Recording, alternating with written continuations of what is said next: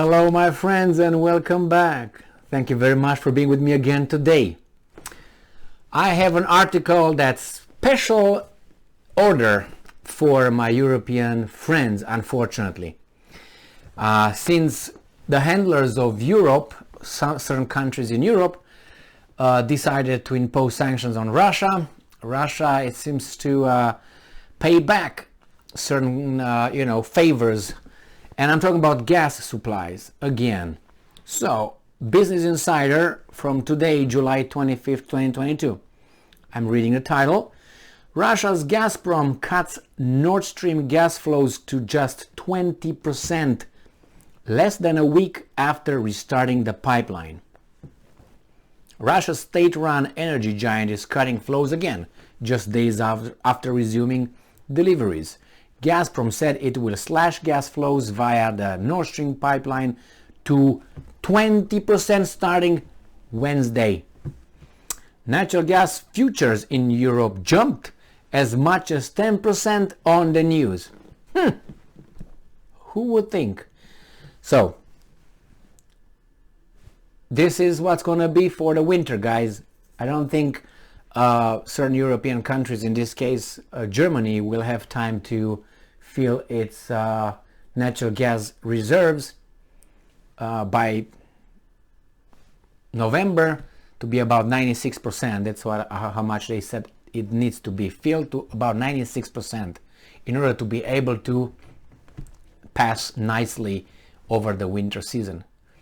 If it's not there, there will be shortages. And I think last time when I checked on an article regarding how empty or how full they are, the reserves, they were about 62%. Now let's see. Russia's state-run energy giant will cut natural gas flows to Europe further starting Wednesday, less than a week after the key pipelines restarted deliveries. Let's see why.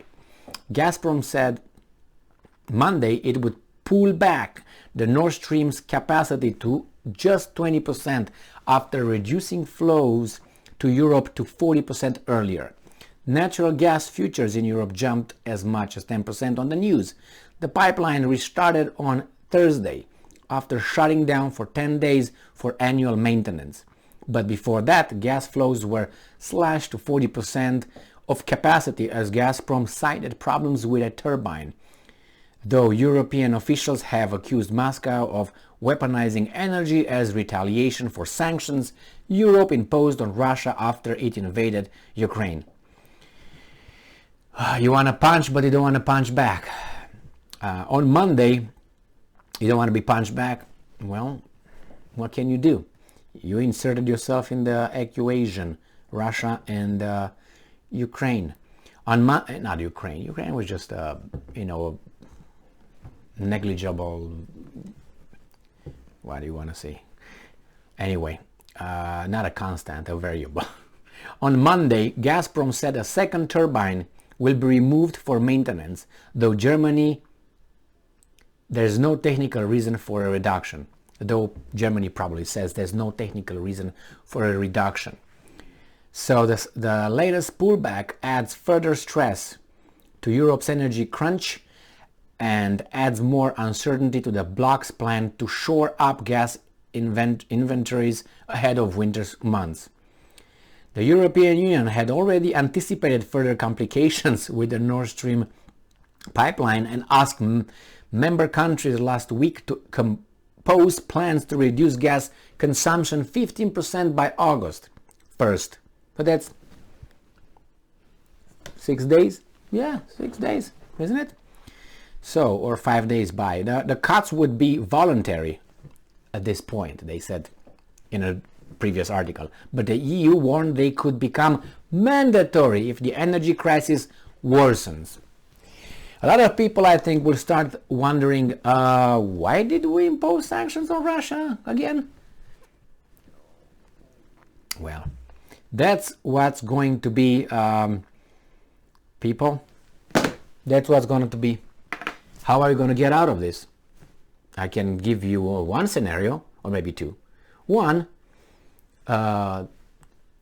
someone tells those guys from the West to pull the plug on the Ukrainian nation being, under attack, and the Russians being also decimated in the process. That's one thing. The other thing is Vladimir Putin and his, how should I put it nicely, leadership goes away somehow, if you know what I mean. Goes away not by their own decision to go in a long vacation, the one that you never come back. So these are the two options. The third option would be that these guys are hoping for somehow with a magic wand create some gas somewhere, not from the cows or anything, but I don't know from exactly where, and have it supplied to Europe. And somehow they would be able to get rid of Russian gas. The problem is that it's going to be just a switch, because the gas seems to be a finite number or quantity, I would put it, right? Quantity that is provided, extracted, and supplied. It seems like that if you take from here, take it away, you have to supply over there, so you take from here and put over there, so then these guys want this one is going to go over there. It's going to be like a switch.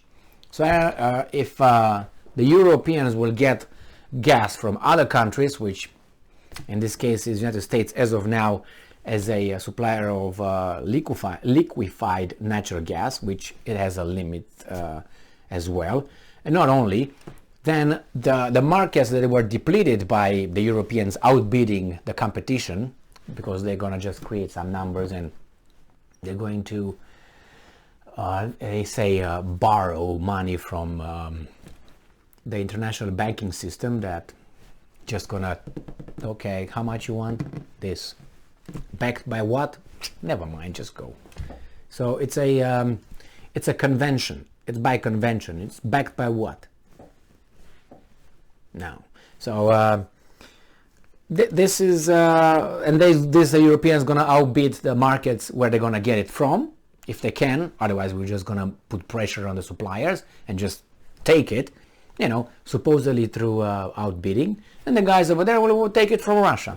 Unless these guys are going to try to impose sanctions on those, and then they're going to, strangle those economies and those nations without any supply. So either way you take it, this gas is going to shift from one side to another, and then what's going to happen with the other ones? You're not concerned that they will not have gas? No, as long as you have it. Remember, they were crying about the grain issue, but they were crying only about the Ukrainian grain issue, not about the Russian sanctioned grain issue. So they were okay with people starving, imposing sanctions on the Russian grain, but they were not okay with them dying, starving because of, we need to release the Ukrainian grain. And the Russian says, yeah, that's going to be released when you're going to take sanctions of our grain. And it seems like that's exactly what happened. Even though the Ukrainians, some Ukrainians, not Ukrainians, handlers of Ukraine, said, oh, they didn't get anything in return. I don't think so. I don't think so. Why would you do that? You're not winning the war. You're not strangled economically. Why would you make concession for nothing?